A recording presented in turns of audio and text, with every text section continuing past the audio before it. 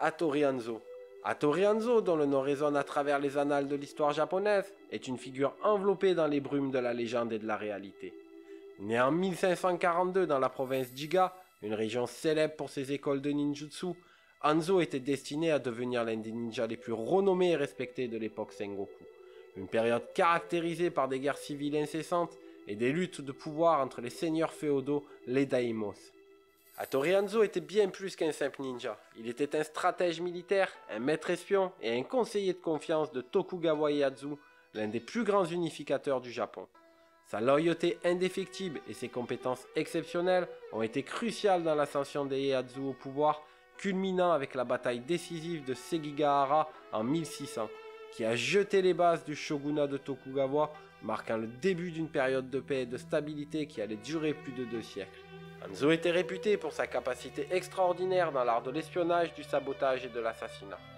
Des compétences cultivées dès son plus jeune âge dans les écoles traditionnelles de ninjutsu d'Iga.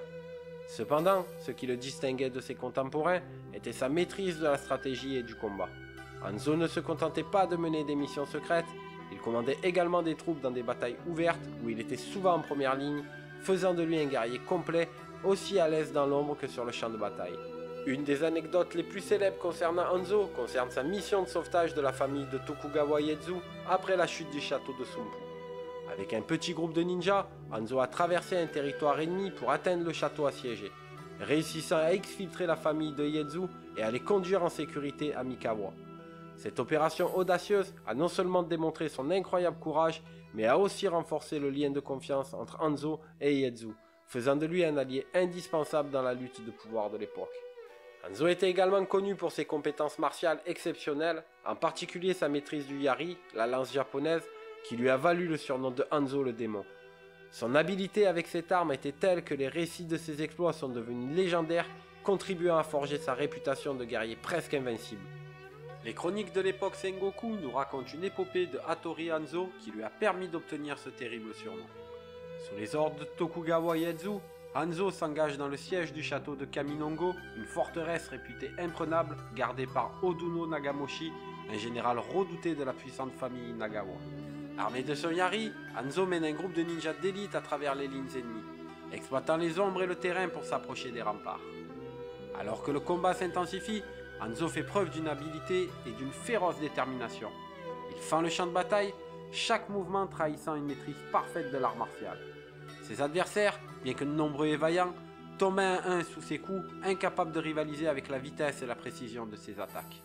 La bataille fait rage, mais l'objectif de Hanzo demeure clair. Odomo Nagamoshi, le général des Inagawa, l'architecte de la défense du château. Leur confrontation est inévitable. Lorsque Hanzo et Nagamoshi se rencontrent enfin sur le champ de bataille, le temps semble se suspendre, le destin de la forteresse se jouant dans l'issue de leur combat.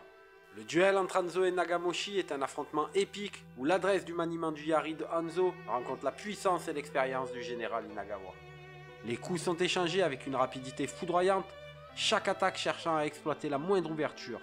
Finalement, Hanzo finit par s'imposer.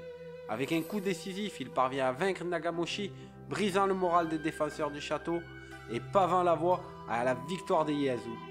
Dans sa partie aux exploits de Hanzo, la chute du château de Kaminongo marque un tournant dans le siège du pouvoir au Japon. Hanzo meurt en 1596 et laisse derrière lui un héritage qui dépasse de loin les exploits d'un guerrier ou d'un espion. Il incarne l'idéal du ninja comme une figure héroïque dotée non seulement de compétences physiques et tactiques exceptionnelles, mais aussi d'une loyauté et d'une intégrité inébranlables. À travers les siècles, son histoire a été célébrée dans la littérature, le théâtre et le cinéma, faisant de lui une figure légendaire de la culture japonaise. Ainsi, Hattori Hanzo reste dans l'histoire comme un maître ninja, mais aussi comme un symbole de l'art de la guerre au Japon. Un guerrier dont la vie illustre la complexité, la stratégie et l'honneur qui caractérisent l'époque Sengoku.